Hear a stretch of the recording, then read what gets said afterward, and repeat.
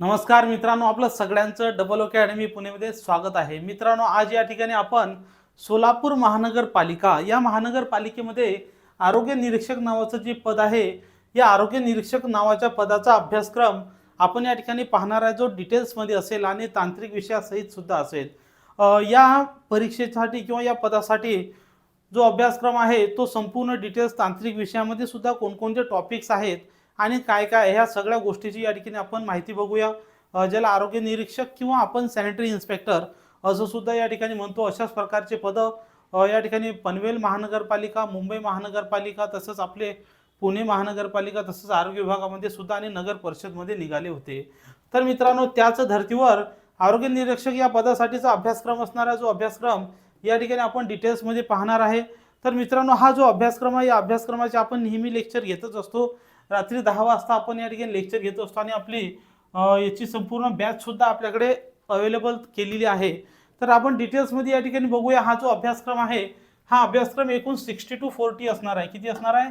या अभ्यासक्रमाचं जे स्वरूप आहे ते 60-40 या स्वरूपामध्ये या अभ्यासक्रमाचं असणार आहे। म्हणजे या ठिकाणी 60 प्रश्न हे जे तुमचे असतील हे या ठिकाणी असणार आहेत। मराठीचे 15, इंग्रजी 15, जीके 15 आणि बुद्धिमत्ता चाचणी 15 या विषयाशी संबंधित एकूण 60 प्रश्न असणार आहेत।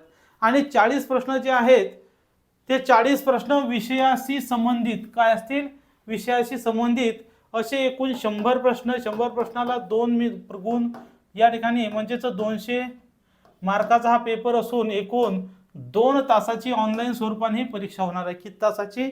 2 तासाची ऑनलाईन स्वरूपाची परीक्षा होणार आहे।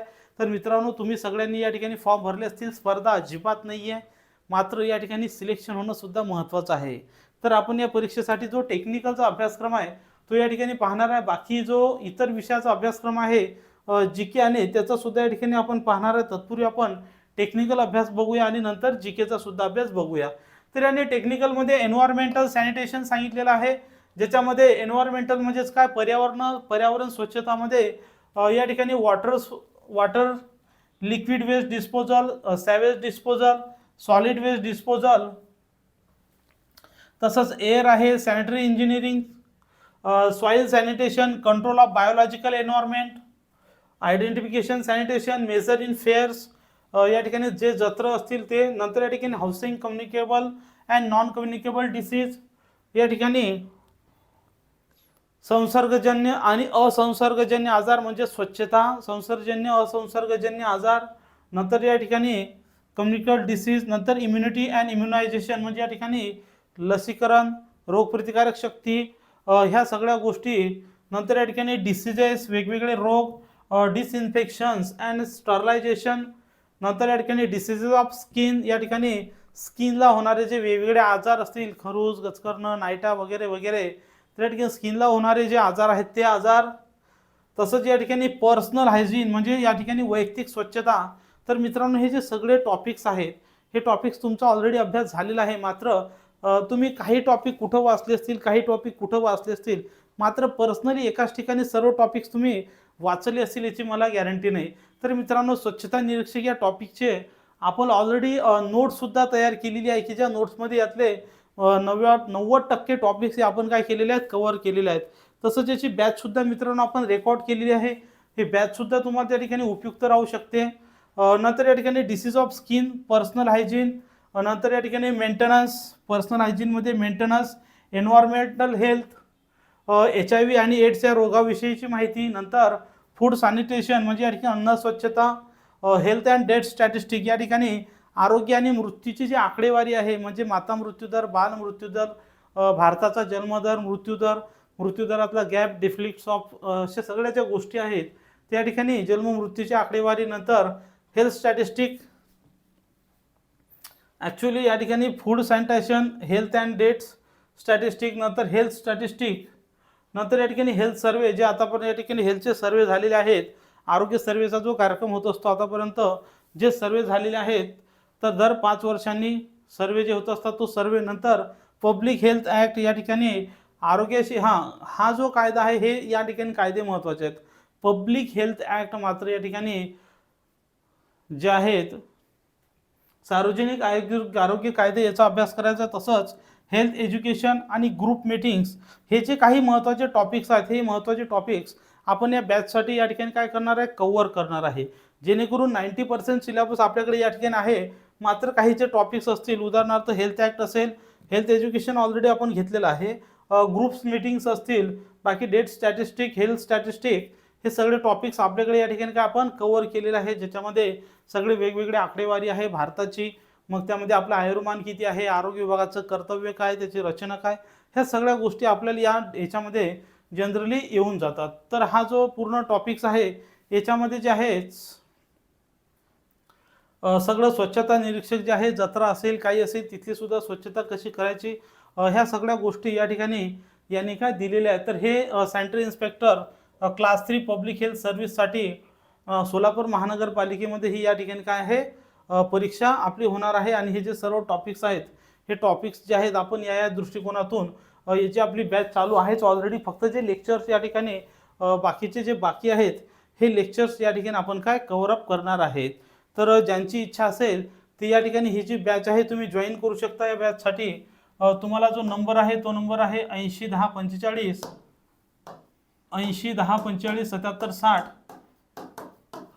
या नंबरवर तुम्ही संपर्क करून बॅचेसबद्दल जॉईन करू शकता. जर बॅचेस जास्त विद्यार्थी जॉईन झाले तर आपण सर्व टॉपिक्स त्या ठिकाणी पूर्ण तऱ्हेनं रिवाईज करू शकतो, ज्यामध्ये जुन्या प्रश्नपत्रिका ज्या असतील इतर परीक्षेच्या झालेल्या आतापर्यंतच्या, त्यांचं आपण सोल्युशनसुद्धा घेणार आहे. सर्व टॉपिक वाईज तुम्हाला लेक्चरसुद्धा या ठिकाणी भेटतील. टेस्ट सिरीज, ई बुक्स आणि नोट्स हे सुद्धा तुम्हाला अवेलेबल केलेले आहेत. व्हिडिओ डाउनलोड करण्याची सुविधा आहे.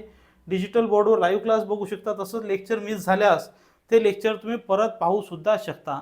अशा सगळ्या सुविधा आपण या स्वच्छता निरीक्षक बॅचमध्ये काय केलेल्या आहेत, अवेलेबल करून दिलेल्या आहेत. तर अशा तऱ्हेने मित्रांनो तुम्ही बॅच जॉईन करू शकता.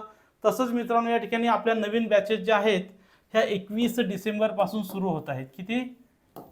21 डिसेंबरपासून बेसिक टू स्टार्ट या ठिकाणी सुरू होत आहे, ज्यामध्ये संपूर्ण टीचर मंडळी तुमच्या सोबत आहेत. जसं याच्यामध्ये Ganesh sir, Chaure sir, Punde sir, Dhanashri madam, मी, तर वेगवेगळे Kushal sir, Dusane sir, Prasad sir, तर अशी सगळी मंडळी या आपल्या सोबत या ठिकाणी आहे. तर या ठिकाणी वेगवेगळ्या बॅचेस सुरू होतात, ज्यामध्ये पोलीस भरती, पुरवठा शिक्षक, अंगणवाडी परीक्षिका, जिल्हा न्यायालय भरती, SSC GD भरती, ग्रामसेवक भरती, कृषी सेवक, आरोग्य सेवक, राज्य उत्पादन शुल्क, आरोग्य सेविका आणि प्रयोगशाळा सहाय्यक. तसंच मित्रांनो MPSC कंबाईन बीची जी बॅच आहे ती आपली या ठिकाणी 26 तारखेपासून काय होत आहे, सुरू होत आहे. तर ह्या अशा सगळ्या बॅचेस सुद्धा तुम्ही या ठिकाणी काय ॲप्लिकेशनमध्ये जाऊन जॉईन करू शकता. आशा करतो मित्रांनो या ठिकाणी तुम्हाला अभ्यासक्रम सगळा कळला असेल. तर आता या ठिकाणी जो साधारण पदासाठीचा अभ्यासक्रम आहे तो अभ्यासक्रम सुद्धा या ठिकाणी आपण पाहूया, की ज्यामध्ये मराठी व्याकरणसाठी कोणता अभ्यासक्रम दिलेला आहे बघा.